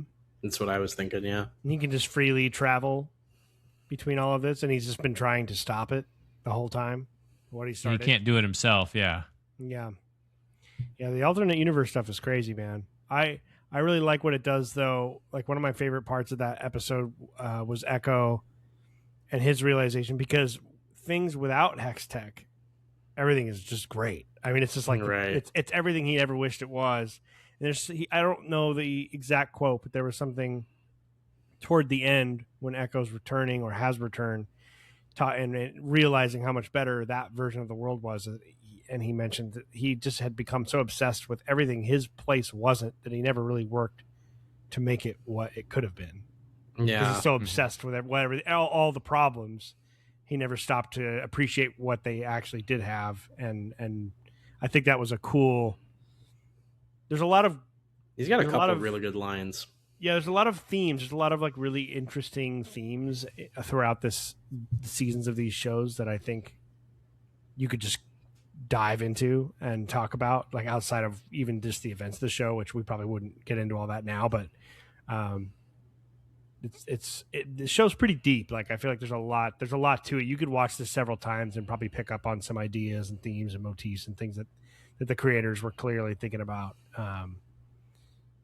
And without it ever, but it's never superficial or over the top or being like, it's never about like, no one ever flips their hair and says like equality or whatever. But it's these things are just sort of, they're constantly just said and shown and illustrated through the characters, and I love that about the show. Yeah, and I think really the main moral of the story too is really through the conversation between Jace and Victor and both of their character arcs, right? one of the greatest lines at the end where Victor is starting to, him and Jace are having this conversation, and Victor is starting to realize kind of the issues with his thought process, because there's like this ultimate obsession of creating perfection for not only himself but humanity, and that's how he becomes this like ideological like messiah essentially for the world. And then as he's starting to realize it, he has a really, really awesome quote at the end where he says, "There is no prize to perfection, only an end to pursuit." And I think that's like basically sums up what the whole point of the entire story was in just one very concise line and point. And I think it really kind of hits home. I think that, especially in the world we live in today, where it's like just constant instant gratification, we're trying to find the right pill or diet or whatever the case may be to become that like perfect version of ourselves. And I think oftentimes we kind of forget about the fact that true experience of being human and finding happiness is actually through the pursuit of trying to be perfect. It's not actually being perfect. You don't want to. You don't want to actually arrive there. When I don't think you want to get there. I think it's the whole point, right? You wouldn't be human any longer. Yeah. Yeah. To be human is to be flawed. Dude, I think you probably remember this when we were watching the last episode. There's a moment where they're arguing about this, and Victor is saying like, if I can just turn everyone into these husks, they're all just perfect beings, and there's no more suffering or hate or war or any of this stuff. And then Jace is like, but they're not individuals anymore. They don't have the freedom to choose, and you have to believe that people will choose to do the right thing. Mm-hmm. And like it's so crazy, because like that is the entire crux of the entire Assassin's Creed thing. It's like the whole thing. Like it was like word for word almost. Like the Templars are going after these old artifacts from an old dead civilization that are really powerful and allow them to control humans. And the Assassins are trying to stop them because they're like, you can't enslave everyone and then just make them like husks of nothing. Like, yeah, great. You achieved world peace at what cost? Right. And the Templars are like, aren't you seeing all of this horrible death and destruction that you keep doing unto yourself? You need someone to just take over for you. And it's that whole thing, right? It's like constant. I thought that was really cool that was another sort of theme. Is like freedom of choice comes with a lot of good and bad, and it's like, is it ever worth it? That's eye of the beholder kind of stuff. For sure. Yeah, I think when you look at it contextually, though, or just the big picture, I should say, it's kind of like makes you think. It's like, all the good and bad that happens, ultimately, it kind of is a requirement in order to be human and to experience that, right? Because if you think about the alternative is, same thing every day, and life ceases to be exciting and new at that point, Yeah, absolutely. But I thought it was really cool. Some of the characters, like I mentioned, there were some characters too throughout the whole show that were really important, like Silco's right-hand woman, I forget her name, that has the mechanical arm. The arm. Yeah, I can't remember, but she was really cool. That whole time I'm like, so she's really not a champion. Why is she not a champion? Yeah, that's crazy. You got 172. Yeah. Yeah. I would have thought for sure. Yeah, and it's like it confused me too, because I'm like, okay, so she's gonna like have something happen to her and then be rebuilt, and she's gonna become a champion at some point. Because based upon how the show has been going, like that's kind of what I expected. They even throw in little subtle, little subtle hints at like different characters being within the show. Like for instance, Singed, his relationship with his daughter. I would have to Google it and do some more research, but I'm fairly confident that his daughter is Oriana, who is another champion within the game. And so I wonder if that's going to become a part of the next show, is somehow she becomes involved there, not necessarily Singed, but an extension of Singed at that point.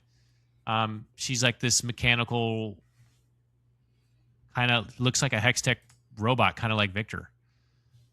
That's cool. Kind of like a organic but synthetic merged being, which would make sense, like, because that'd probably be the way that Singe would be able to achieve bringing her back to life, is utilizing the hex tech. So I'd imagine he somehow snuck away at the end of the day with having some part of that technology available to him. Yeah, more than likely. Yeah. But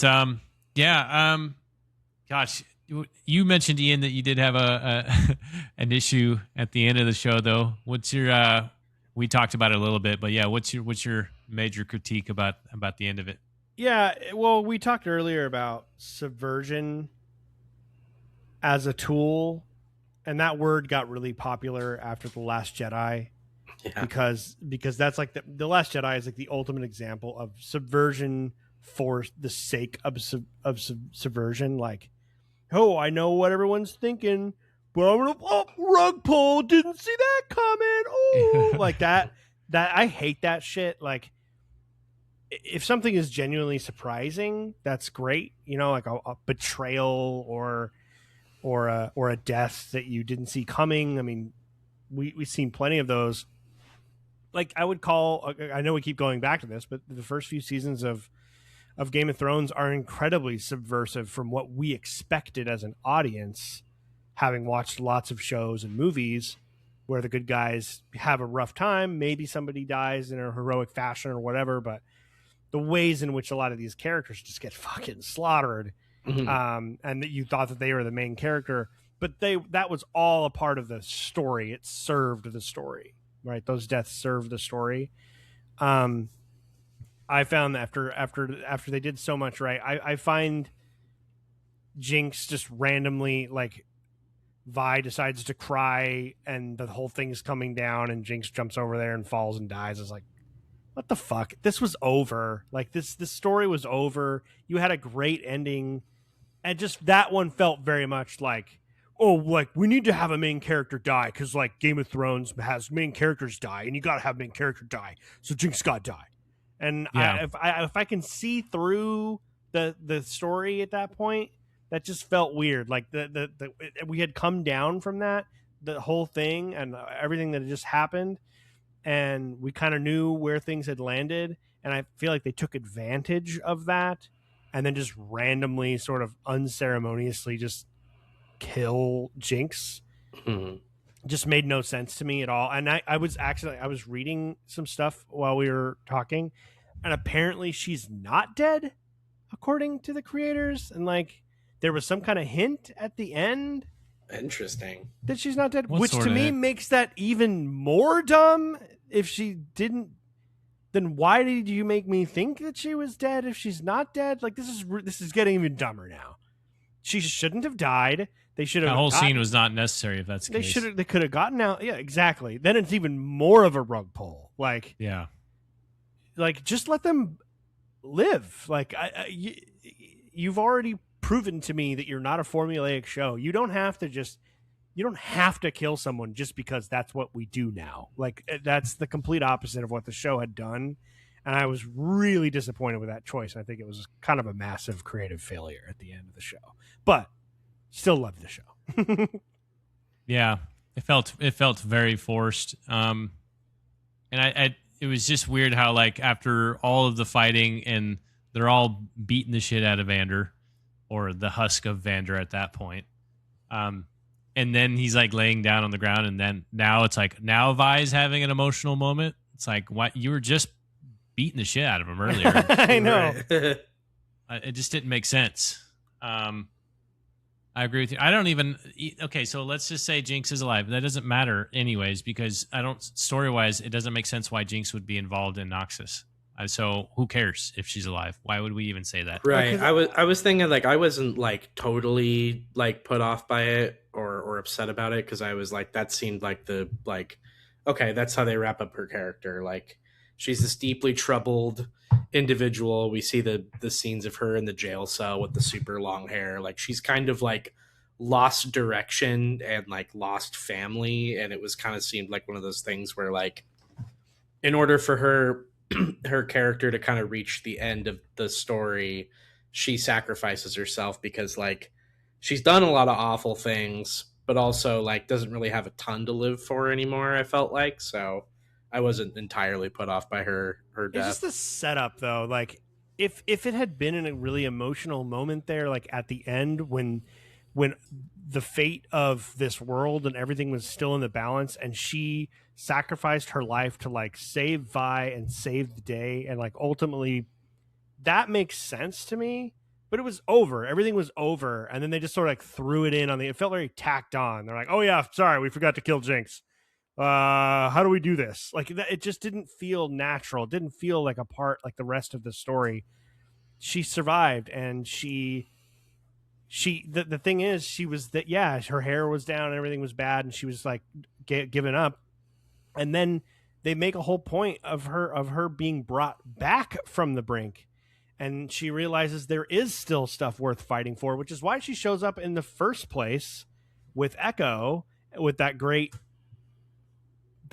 moment where she kind of comes and saves the day. So it's like, okay, you can't tell me that she's on the brink and had given everything up, because she clearly didn't, because she came back to save everyone and be, I don't know, it, and she didn't sacrifice herself for anything. She just was like, oh hey, like I'll jump down there, and then just fell off and died. I don't know. It just That's why just I weird. think it would have.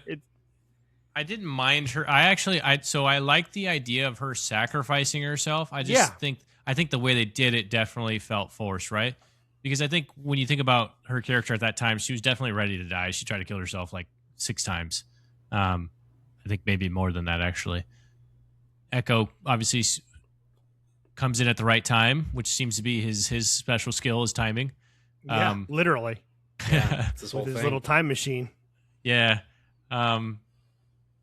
So it kind of made sense to where she was like, my sister needs my help this one last time because the world might be ending, that I'll come in and help. And then in that fight, it would have made more sense if it was like something was going on in the battle where she had to make a decision of like, it's either Vi or me. Mm-hmm. Yeah, then it would have been like, goes, cool, I get that. Now she gets to have a meaningless way to go, or a meaningful way to go, and doesn't just take her own life, and because she's already kind of on that edge, right? That would have been a cool thing. But yeah, just the way that they made it happen was kind of dumb. I do want to mention, I actually forgot this part too, but Echo, his time machine will only go for 4 seconds, which I think is a really cool nod to the game, actually, because Echo's ultimate rewinds back to to where his position was 4 seconds ago. So they did that purposely from the game, which I thought was kind of a cool little nod to it. He'll just rewind back, and then 4 seconds beforehand, and then he does this like big explosion of damage and an AoE around him. That's cool. He's a really cool character. Very, very fun to play with. I loved that one scene too, where like him and Heimerdinger are like working on the time machine, and like there's that one moment where like Heimerdinger like explodes because of the like time travel, and he's like, what happened? And he was like, don't worry about it, or he's like, you don't want to know what happens. Yeah. I also, it kind of felt out of place, but I'm not even gonna lie and say that I thought it was bad. the little Heimerdinger like Splinter Cell like ninja moment that he had. It was like kind of out of character for him. It was in the first season, right? First or second? The second one. I think it's it's like beginning of the second season when they're sneaking in. Second season is when Echo becomes Heimerdinger's like protege. Yeah. It's the second season, and where he's like, he's like hopping around, and it was kind of goofy. It felt kind of goofy for goofy's sake, but I'm not gonna lie, I was laughing, and I just thought that was very cute and funny, and it was just like a nice little moment of levity that they didn't overplay. But I just loved that. It just added a lot to Heimerdinger's character to me. It had that cutesy like Disney animated film feel to it. They never go. Sometimes they don't know how to stop doing that. Mm-hmm. And like that was never like a core part of his character. It felt like it was just kind of a fun moment. And it was. I loved. I remember it really well. His little hood up. It's funny. He's a funny little guy. I was hoping that the next show actually, that they would actually do a story about Viego and Thresh, Lucian, and I forget his Senna would be really cool. Oh, actually, I think Senna is Noxus. Is she not?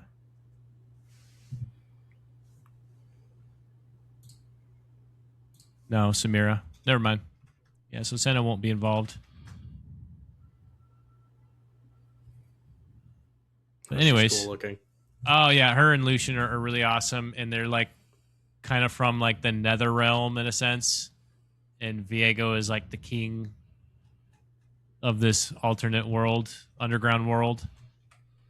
And I forget Thresh's importance there, but they're just all really, really cool characters, and I was hoping that they would do that because they would probably do something very dark and twisted if that were the case. So I was kind of hoping that would happen, but I'm sure they'll do great. Oh yeah, But- well I'm excited for it. That sounds awesome. Yeah. Well, I appreciate you guys going through this with me. I had a really good time, especially being able to like rewatch it again with you, Ian, and It was awesome. being able to kind of redo some of those episodes again, retouch base on it. It's an incredible experience for me because, you know, I know that especially in today's day and age, like you said, Taylor, you know, be careful what you wish for, because most of the time when our favorite games get turned into shows or movies, it's god awful. Yeah. And so it's kind of left a bitter taste in my mouth a little bit. So it's kind of nice that things like this happen. Yeah. Especially having 2 seasons is all I was going to say, because apparently most of these shows can only have 1 good season. Right. Yeah. Fallout. I was gonna say too, Last year. yeah, like I would love if they used this as like the blueprint to like, I don't know, like I would love to see like a Warcraft show or something, and like get these same writers in here or whatever to like make like a really good adaptation, because I could definitely see this animation style lending itself really well to something like Warcraft. So I think that'd be Yeah. awesome. Yeah. God, I would Or, love to see that. Or Warhammer like, would be sick. Like The that. yeah, Warhammer yeah. would be cool. All the Get these- politics. And I would be so in. I mean, we just watched Mortal Kombat.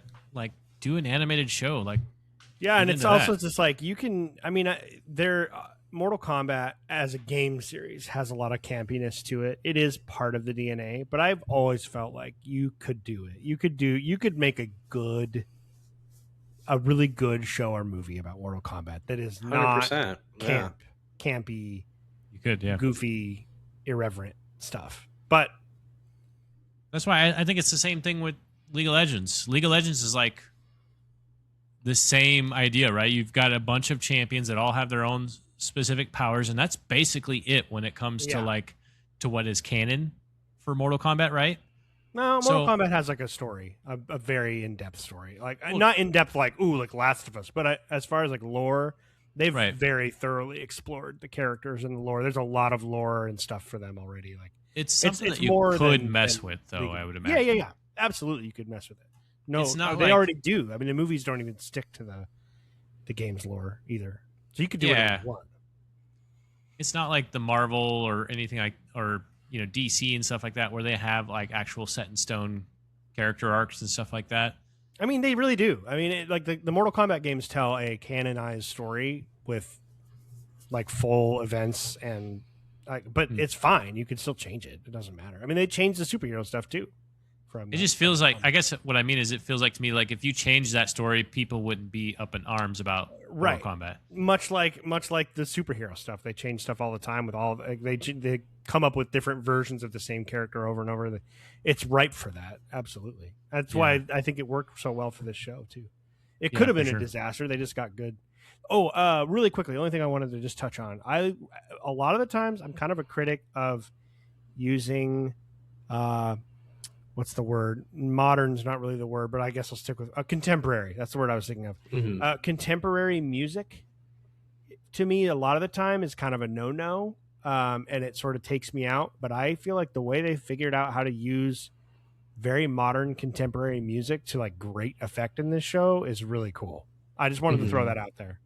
I found some artists that I'd never heard of that I would never have known about outside of this.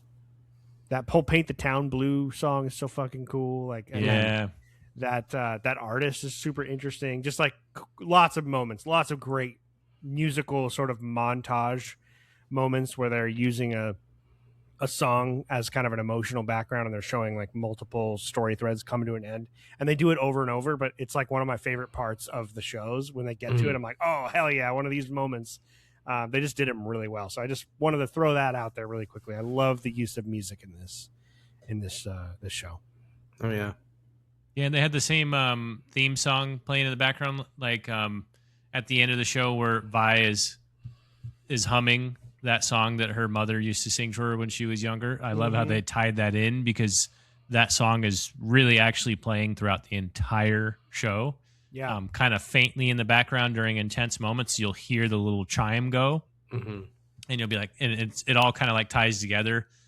It's really cool how they even explain that, where that all just comes from Vi's mom singing it to her when she was a little kid.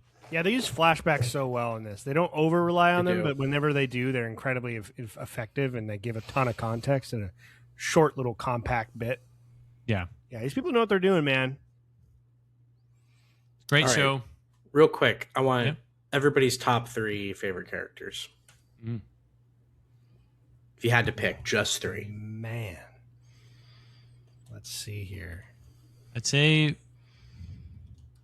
probably for me is Victor, Jinx. Probably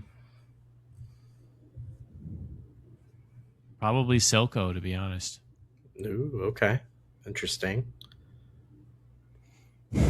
I think.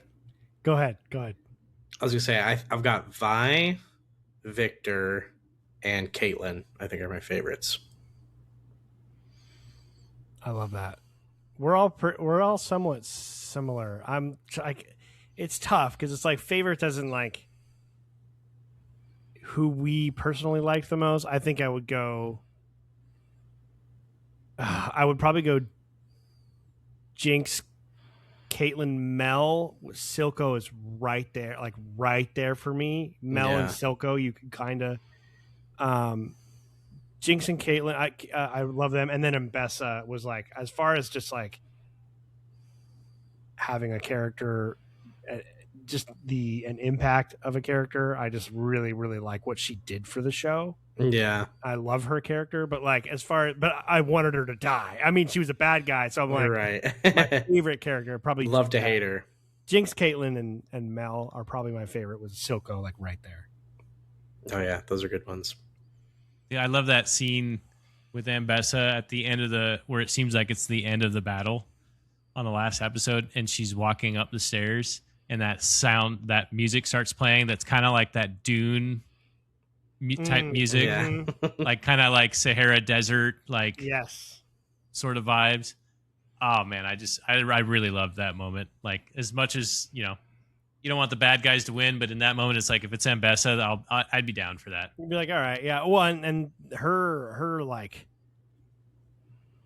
power is just a lot of that. I think is the performance and the writing just really jumps through the screen, and I think that did even more for sort of comprehending the power of the Black Rose because she was afraid of them. And I was like, if this person is afraid of something, I am going to take notice of that. Right? That meant a lot to me. Being like, I can't even imagine what these motherfuckers can do if they have Mbessa running away, looking for ways to survive this. She's just a survivor, man. Yeah, I would love like a side story of her coming up from like childhood. Yeah, it'd be cool. That would be really cool. Like the rise of Mbessa would be sick. Yeah, that would be really cool. I'd be down for that. Yeah, man. It'd just be like people constantly underestimating her and her just decimating them. And it would just be so satisfying over and over. We know that story, but I would be so happy to see it. Dude. Except for when you see her now, I don't think people would underestimate her anymore. No, she's a total brick house. But I just mean like the people in the story, right? I'm sure she was very underestimated in her life growing up, and she just kept winning and kept killing her enemies. Yeah, she's awesome. Is it just me too, or is Vi a Ellie coded character? Yeah, I was almost getting like V from Cyberpunk vibes. Yes, she is very much. Oh yeah, that's a good one too. She's a lot like V. It's I haven't played female V, so I wouldn't know. But it's funny you said that because I actually thought about that a couple of times. It's funny her name is Vi, but obviously Vi came first. But like she did. It's just the similarities of the yeah, two. like being on the street and coming up from nothing, and Yeah. yeah. It's very much some of the. She's so badass in the second season too. She's God, she's so cool. Yeah. Great performance too, like Yeah. Haley Steinfeld and. Oh yeah. Ella Purnell was Jinx. I forget who played Caitlyn though. But no, Katie Leung. Oh right, and she played in Harry Potter many years ago. Right? Yeah, I think so. Yeah, she was in Harry Potter and Order of the Phoenix and Goblet of Fire. Vi and Caitlin's that's relationship is also I just love so that. awesome. Just So good. Caitlyn. The reason we have barely even talked about Caitlyn, but the reason she's in my top 3 characters, I think her whole arc through the show is so good and it's so believable, Compelling. and like she's like a great example of like how people can fall into authoritarianism and they're not just cackling bad guys who want to murder all their enemies. Like sometimes it's through loss and through Personal tragedy. fear and personal tragedy and fear of the unknown. And I love Taylor speaking of like all the different teaching relationships. Like Vi teaches her so much about life in the Undercity and who they are, and humanizes Zahn for Caitlyn, which makes her kind of fall into authoritarianism even more tragic there at the end. Mm-hmm. And then of course she's able to kind of break out of that mind prison that she's in there for a little bit with Mbessa and kind of and come back. And she feels almost like her and Vi kind of feel like the protagonists, really. I know Jinx is there too, but Jinx goes through so much and she's kind of a villain for a lot of it. Yeah. You don't really know that she's a good person till the end, or like ends up being. She's more complicated than that. I feel like Vi and Caitlyn are like the true, like they built the whole story around the two of them in a way. And the two of them together are awesome. And that actually, like her and to the whole V cyberpunk thing, definitely another similarity. They kind of like, they remind me a little bit of like Judy and V. Yeah. Oh yeah. Yeah, exactly. It was cool. Yeah. Yeah, great pick, dude. Yeah, thanks. Very good pick.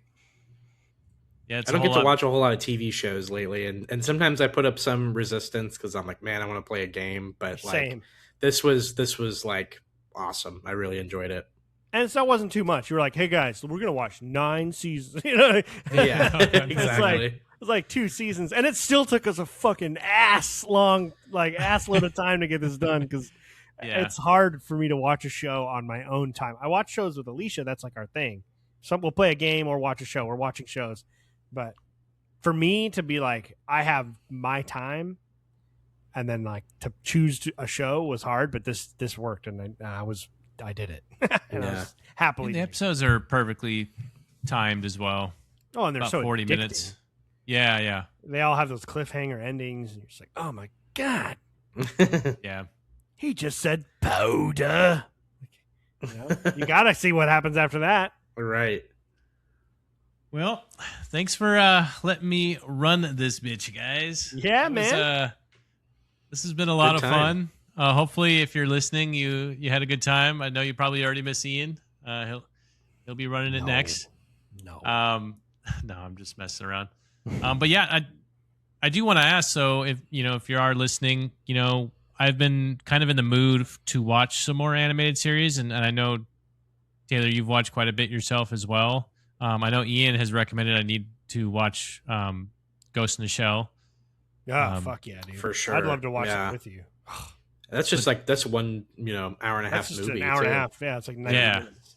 Yeah, I'd be down to watch that. But yeah, any recommendations of really good animated series? My only thing is try not to get too campy on me if you're going to make suggestions. Kyle and I are pretty similar. So like if Taylor makes a suggestion, I would trust it because he knows my taste, and you and I have similar taste, Kyle. Yeah. I haven't like, that's the thing about, like I said earlier with TV shows, I haven't watched a ton in a while, so I'm very behind, but I'm sure I could think of something. But yeah, if it's I'll definitely, if I do recommend something, it's like I want to make sure that like it's gonna be worth your time. So well, I definitely want to watch Cyberpunk Edge Runners, I believe is what it's called. Yes, I do think that's worth your time for sure. Good.